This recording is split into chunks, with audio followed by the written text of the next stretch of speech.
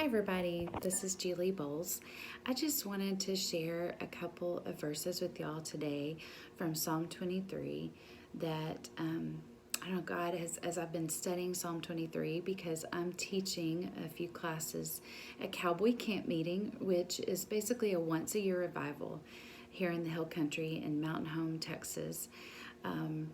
And it's been a tradition that's going on for 83 years. But I've been blessed this week to help with some of the children's lessons. And as I began preparing, for my part, I just felt like God kept leading me to Psalm 23. And so I wanted to share the first two verses and just kind of the insight that I feel like maybe God's giving me through this passage of Scripture, but especially these first two verses. So Psalm 23, verse 1 and 2. The Lord is my shepherd, I shall not want. He makes me lie down in green pastures. He leads me beside still waters. I know that many of us who've grown up in the Christian faith, we have understood and heard about how God is our good shepherd, and that as our shepherd, he has protected us, he provides for us, how he's always with us, just like a shepherd is typically always with their sheep. And that how the shepherd does his best to love and care and provide and nurture and protect and grow the sheep, because that's their future livelihood. Well, God does all that for us. And ultimately, he, as the good, loving shepherd, recognized that there was a plight on us as sheep that could not be gotten rid of other than through sending his son Jesus to die for our sin. That plight, that terrible thing, that illness we've struggled with as sheep, was sin. And the only way to get rid of it as a good shepherd, to try to protect and take care of his sheep, was to send his son to die, to remedy that sin factor in our life. And so as I think about that, the Lord is our shepherd. He protects us. He loves us. He's always with us. But the second part of that verse is, I shall not want. Now, the truth is, most of us have times we still want. We want things. But that's not what this verse means. This verse is talking about true need, not just wanting things. It's not that, oh, I would really like a brand new car out in the garage right now. It's true needs, such as air and food and water and life, that the things that we desperately need to continue on, he provides for that, just like a shepherd provides that for his sheep. The second verse talks about, he makes me lie down in green pastures and leads me beside still waters. And that kind of ties back with verse 1, because the good shepherd knows that his lambs need green pastures to be able to feed and feed well, and that they need still waters to be able to drink and to drink well. And he also knows that sometimes his sheep need to lie down. But the part that kind of caught me and surprised me is, while I can understand and recognize that God is our shepherd, knows that we need green pastures for good feeding, that we need still waters for good drinking, that we need rest, and that he puts us in a place of lying down.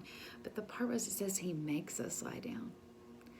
And I started thinking about that, about how does God make us lay down and rest and abide in him, when sometimes he knows as our shepherd that's what we need. Just like a shepherd looks at his sheep and knows when they're tired, even if they don't, and knows that they need to rest even when they don't.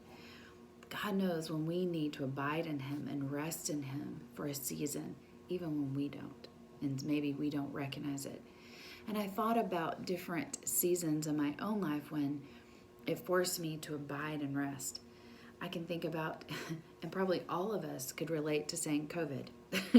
That was a season where everything shut down and we were forced to abide and rest in him.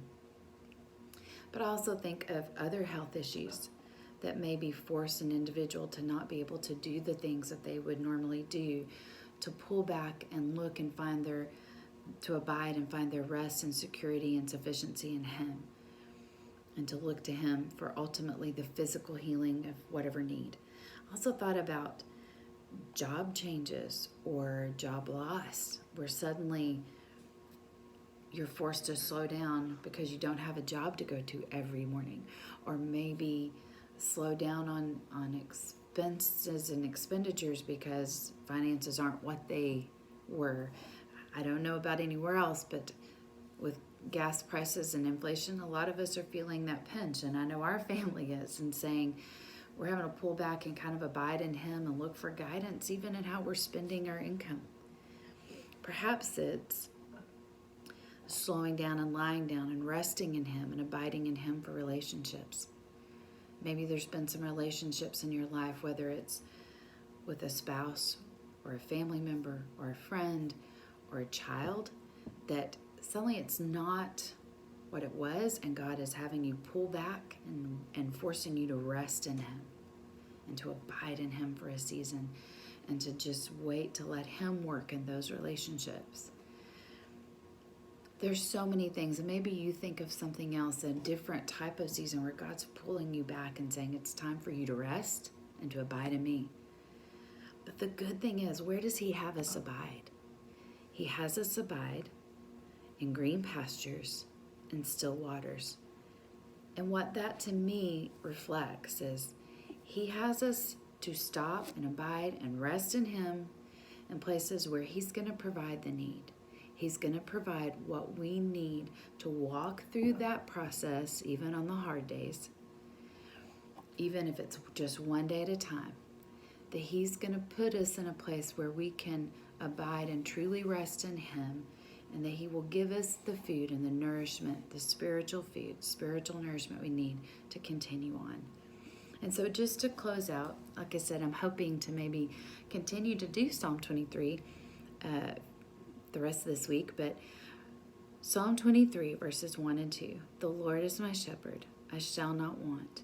He makes me lie down in green pastures. He leads me beside still waters. I hope it was an encouragement to you, but we have a very faithful shepherd, and He's never going to leave us. And there's times, if you're in a place of abiding and resting in Him, just look to Him during this season and see, maybe even make a list of all the ways that He is providing those green pastures and still waters for you. Much love. God bless. Talk to you again later.